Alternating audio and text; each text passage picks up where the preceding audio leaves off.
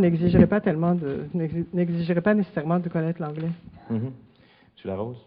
J'allais dire que c'est doublement vrai pour les immigrants, mais c'est une réalité aussi pour les non-immigrants. L'exigence du bilinguisme est une mesure discriminatoire. En fait, c'est pour faciliter aussi l'embauche. C'est-à-dire, au lieu d'en avoir 700, tu en reçois 70.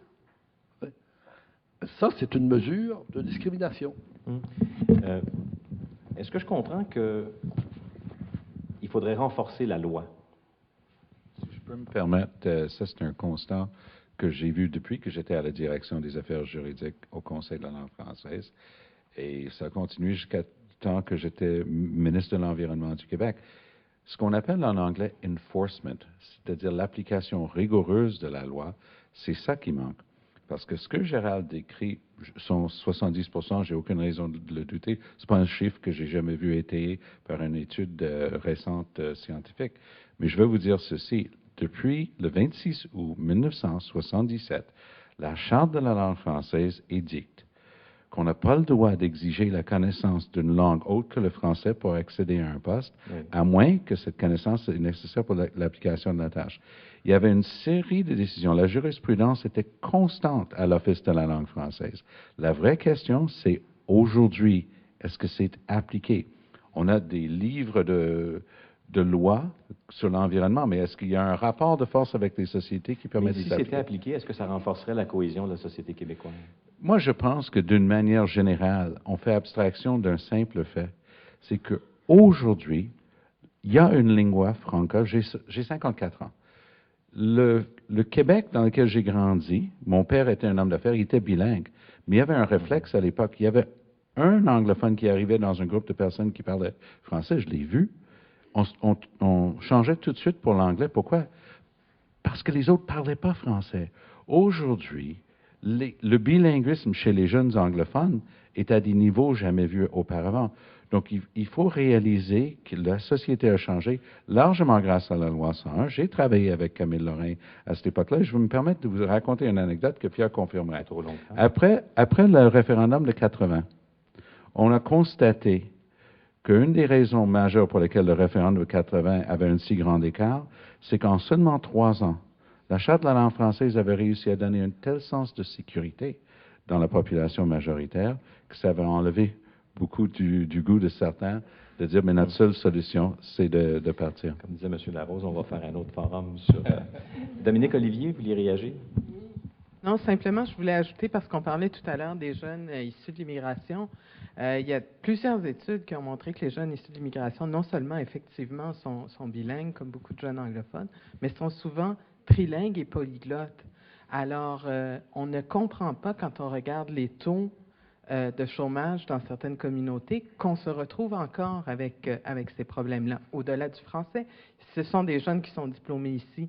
Et il faut à un moment qu'on ait le courage d'appeler certaines choses par leur nom. Quand les jeunes font face à de la discrimination, tu parlais des jeunes chinois. Moi, je me souviens, pour avoir travaillé au ministère des Relations avec les citoyens à l'époque, avant 2001, les communautés maghrébines s'intégraient relativement bien. C'était des francophones et ils avaient beaucoup de facilité à obtenir des emplois. Et leur taux de chômage est passé chez les jeunes maghrébins, même diplômés ici. Il a triplé à l'intérieur depuis 2001. Il faut qu'on appelle les choses par leur nom. Les jeunes communautés, les communautés anglophones noires ont toujours eu des problèmes importants de chômage. C'était un peu moins vrai pour les jeunes d'origine haïtienne, mais à l'heure actuelle, on assiste aussi, dans ce cas précis, à un certain backlash.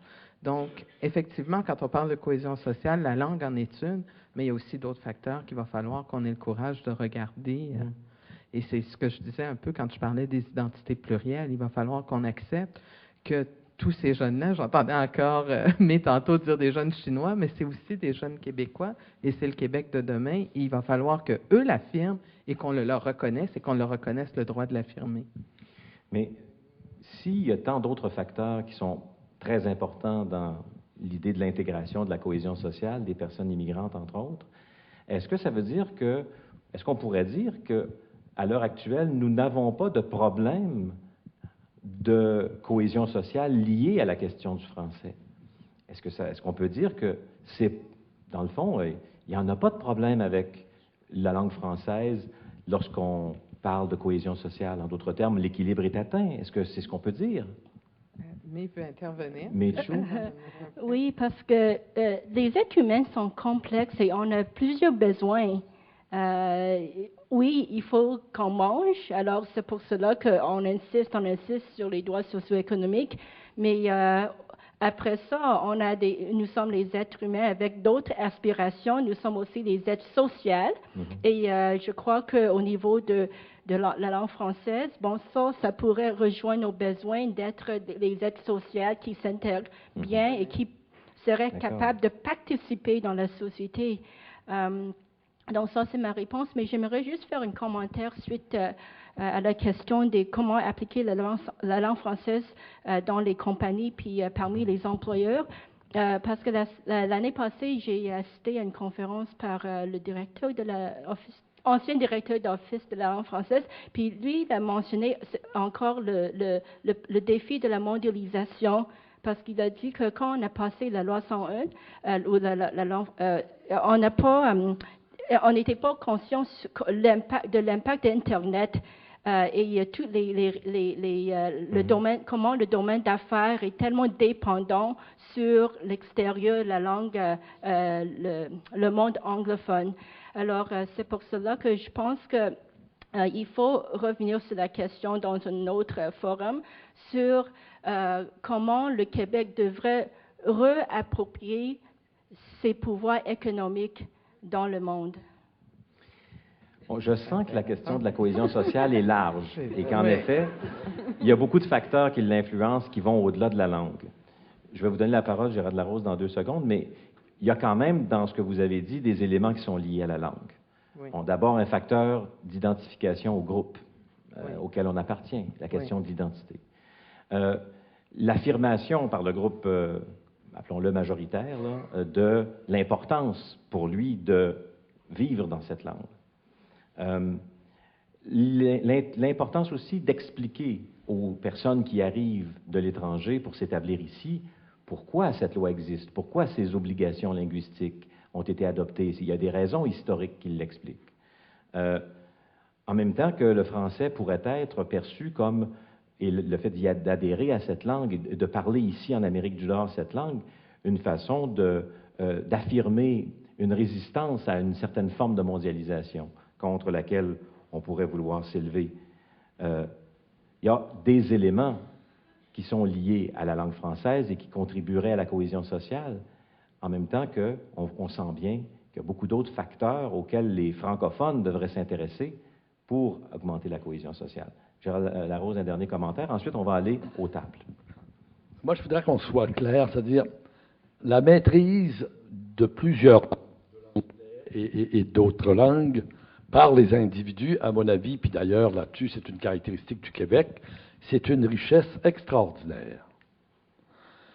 Et devant la Commission des États généraux, il s'est trouvé plusieurs groupes pour venir nous dire, des gens qui n'avaient ni le français ni l'anglais comme langue d'origine, pour venir nous dire, grâce à la loi 101, ils étaient trilingues. Et que s'ils avaient été à Toronto, ils seraient déjà unilingues anglais. Donc, comme richesse au plan des langues, on bat n'importe qui. Mon problème, c'est pas que les gens soient bilingues ou trilingues, il faut même encourager ça.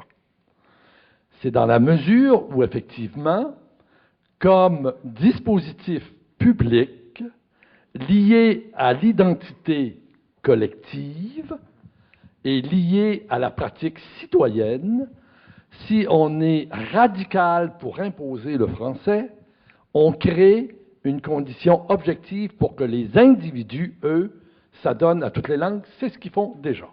Ceci étant dit, je veux quand même, puis ça n'a jamais été traité de cette façon-là, mais je veux quand même illustrer qu'est-ce que c'est qu'un cas de non-cohésion sociale. Ça a été annoncé avant-hier.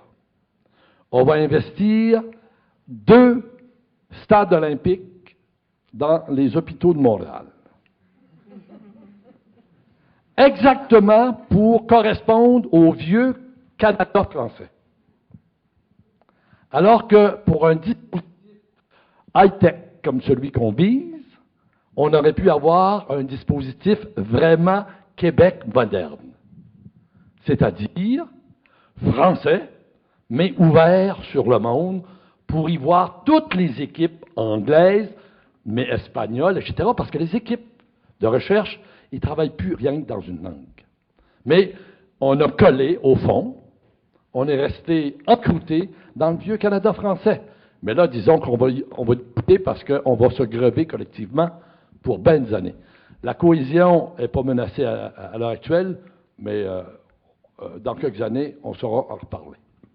Donc, il faudrait essayer de perpétuer cette division institutionnelle. Vous l'avez mentionné pour l'éducation, vous l'avez mentionné pour les hôpitaux. Alors, c'est un facteur supplémentaire. Donc, nous allons maintenant vous donner la parole.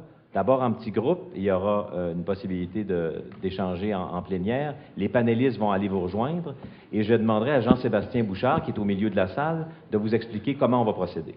Bon, ben, écoutez, en fait, on parle de cohésion sociale. Moi, je souligne le fait suivant, c'est qu'avant de parler de cohésion sociale, il faudrait peut-être parler de cohésion familiale. Je me mets, par exemple, à la place d'une famille, le papa et la maman qui reviennent le soir, qui sont allés travailler, et puis leur marmot qu'ils n'ont pas vu de la journée. Alors, le papa et la maman qui ont travaillé en anglais, et leurs petits-enfants qui sont allés à l'école française. Alors, il m'apparaît à moi qu'il y a là comme un manque de cohésion familiale, à tout le moins. Et je crois qu'il faut absolument que le français au Québec devienne la langue du pain, et non pas uniquement la langue de la culture, parce que, justement, si, par exemple, c'est l'anglais qui devient la langue du pain, bien, il m'apparaît à moi qu'on est sur la pente de l'assimilation.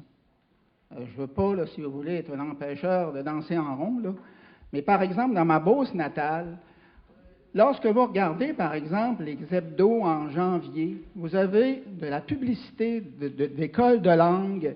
Et quelle est la publicité qu'on véhicule? On véhicule la publicité suivante. Vous voulez améliorer votre sort, c'est pas écrit sort, mais vous voulez, par exemple, avoir plus de chances pour vous trouver un emploi, apprenez l'anglais. Je vous dis la pure vérité, c'est ça qu'on dit. Alors, c'est quoi la cohésion? Moi, j'ai fait carrière dans le domaine de l'enseignement, et mes élèves sont allés à la foire de l'emploi à Québec. Ils me sont revenus, mes étudiants, en me disant ceci: Monsieur Fleury, là, c'est pas en maîtrisant parfaitement l'accord du participe passé des verbes pronominaux qu'on va se trouver un emploi, c'est en parlant l'anglais. Alors, c'est ça que je me faisais dire. Alors, écoutez, là, cohésion sociale, présentement, ça ne m'apparaît pas qu'il y a une cohésion entre le fait, par exemple, qu'on dit bravo, il y a les enfants de la loi 101, mais ces mêmes enfants de la loi 101, lorsqu'ils arrivent sur le marché du travail, ben ils frappent un mur, puis le mur, c'est un wall. Vous voulez parler? On va vous laisser le micro descendre. Ouais, en fait, c'était juste pour répondre à Monsieur de la Beauce. Moi, je suis français. Bon, je suis désolé.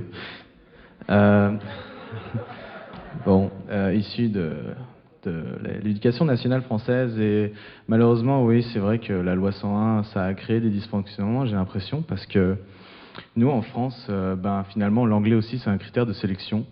Et apprendre une autre langue aussi, c'est un critère de sélection, surtout en communication, surtout quand on appelle la HSBC tard le soir à Mastercard et qu'on demande un service en français et que la dame vous dit « Sorry, I don't speak French ». Et on se dit, pour un pays bilingue.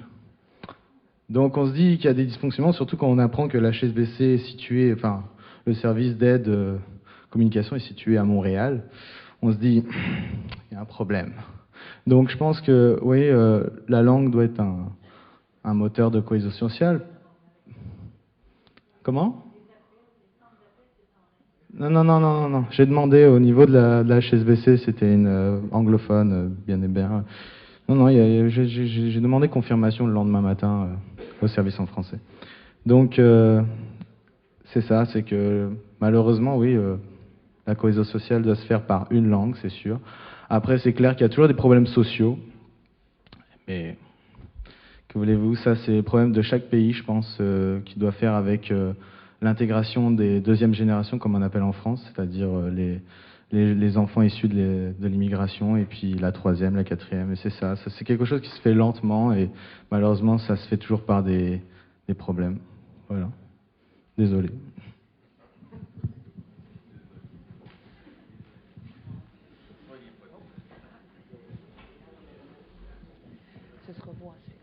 On a discuté ici en termes de la langue, facteur de cohésion sociale, mais de cohésion. Une langue, c'est un instrument de communication.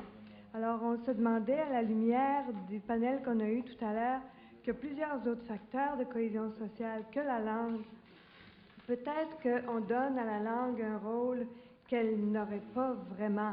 Elle peut jouer, elle peut aider, elle peut être un facteur, comme on disait, un symbole ou un idéal, mais ça ne peut pas être le seul outil de la cohésion sociale. Merci. Je vous invite à parler à tout le monde. Moi, je vous écoute pas. À tout le monde? OK. Bonjour.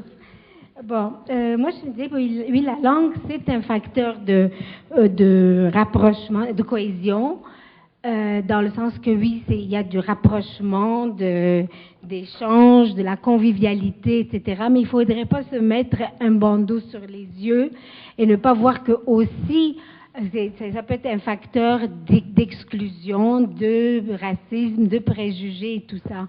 C'est-à-dire, il y a le positif, il y a le négatif aussi. Et aussi, je me dis, ça serait bien intéressant de travailler au niveau de nos représentations.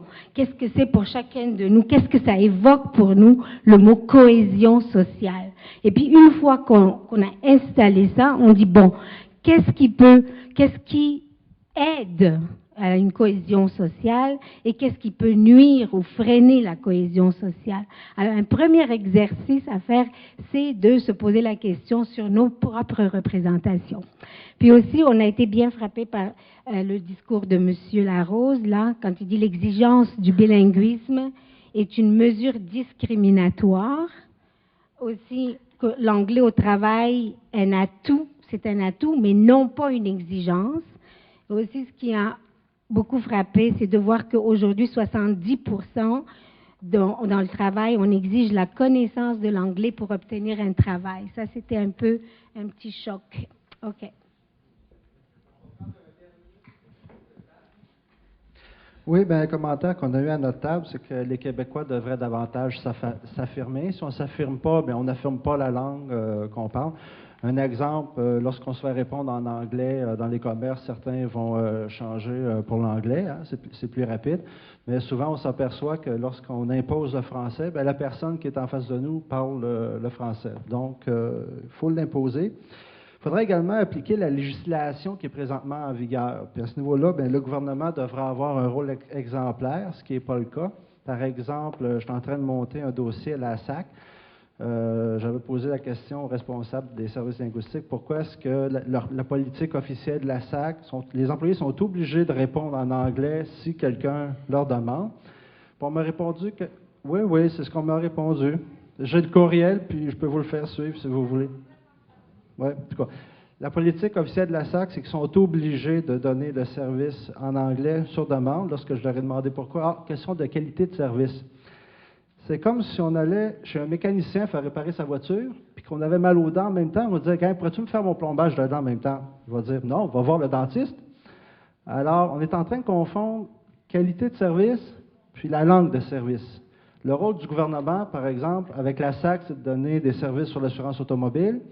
Avec la RAMQ, c'est de donner un service sur l'assurance maladie. Mais la traduction, ce n'est pas un service offert par le gouvernement du Québec. La santé, l'éducation, c'est un service. La traduction, c'est un autre service que le gouvernement n'a pas à offrir. Lorsque je suis allé étudier en Allemagne, que je faisais affaire avec la dame des visas, elle m'a dit « Kein Französisch, kein Englisch, nur Deutsch ». Autrement dit, ça veut dire « Tu apprends l'allemand, tu te fais accompagner ou tu fermes ta gueule ».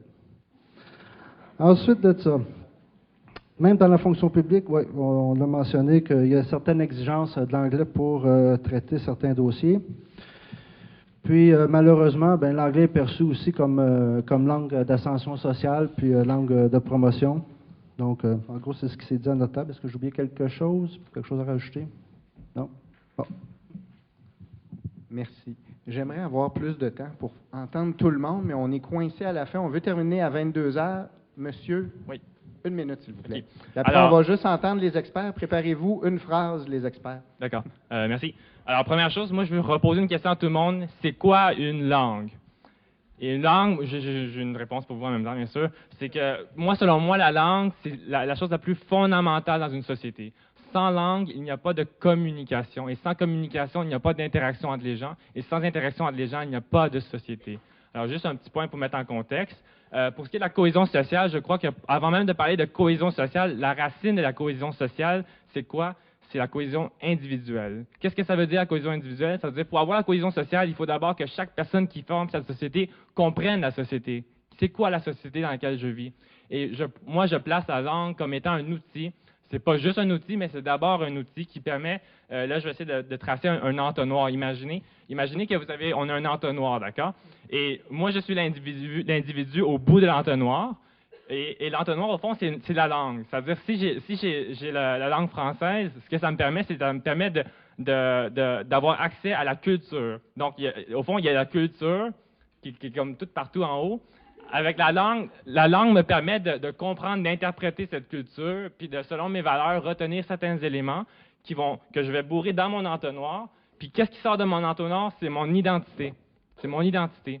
Puis là, quand on se pose cette question français-anglais, ben c'est quoi le problème? C'est que on constate que dans cette culture-là, il y a des spots qui sont comme noirs, qu'on